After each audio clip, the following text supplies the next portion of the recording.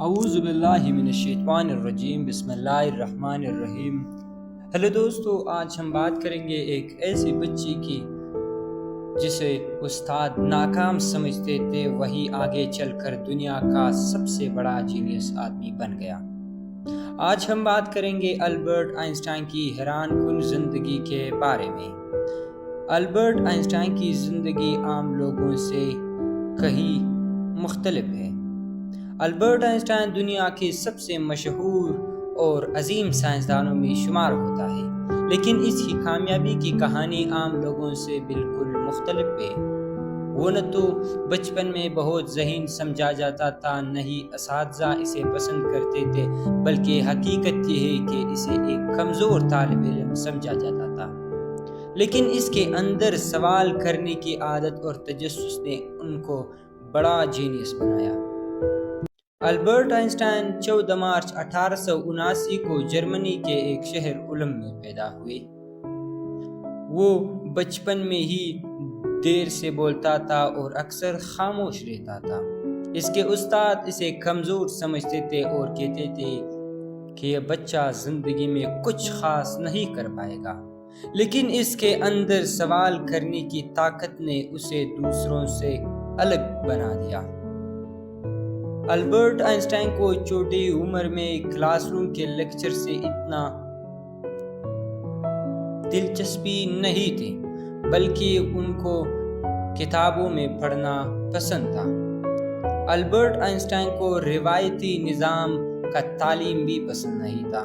وہ سمجھتا تھا کہ ہر چیز کو سمجھنا چاہیے، نہ کہ صرف یاد کرنا، اور ایک گریڈز کی وجہ سے اس کے وقت ایسا بھی آیا کہ اسے اسکول چھوڑنا پڑا، لیکن اس نے ہمت نہیں ہاری اور اپنی تعلیم جاری رکھی۔ ایک دن اس کے والد نے اسے ایک کمپاس دیا اور یہی اس کی زندگی کا ٹرننگ پوائنٹ تھا۔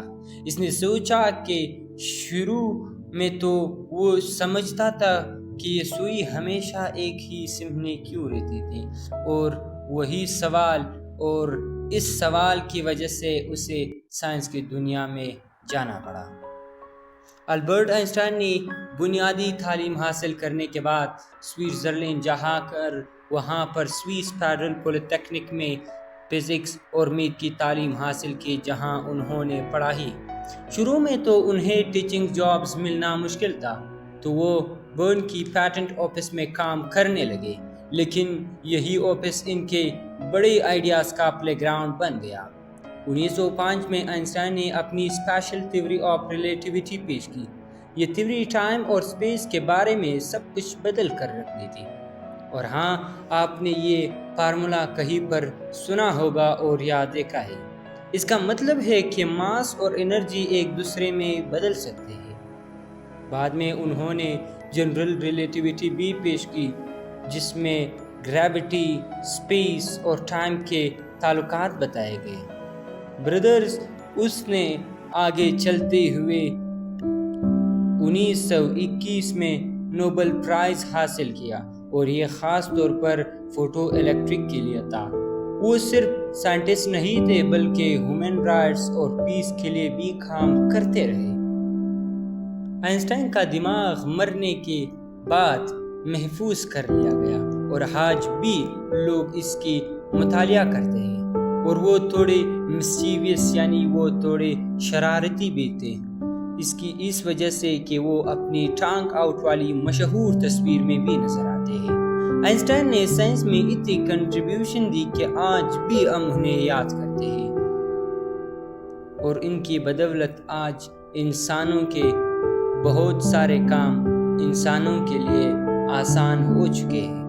تو دوستوں، یہ تھا تھوڑا سا معلومات آئنسٹائن کی زندگی اور کام کے بارے میں۔ یہ سٹوری ہمیں یہ سکھاتی ہے کہ تجسس، تصور اور محنت کی وجہ سے ہم بھی اس دنیا میں کچھ نیا اور دلچسپ کر سکتے ہیں۔ تو یاد رکھو، اگر آج لوگ تمہیں کمزور سمجھتے ہیں تو کل تم ہی دنیا بدل سکتے ہیں، کیونکہ ہر جینیس ایک دن بگنر ہوتا ہے۔ اگر آپ کو یہ ویڈیو پسند آیا تو لائک اور شیئر کرنا نہ بھولیں، اور ہمارے چینل کو سبسکرائب کریں تاکہ آنے والے ویڈیوز میں آپ لوگ ہمارے ساتھ رہیں۔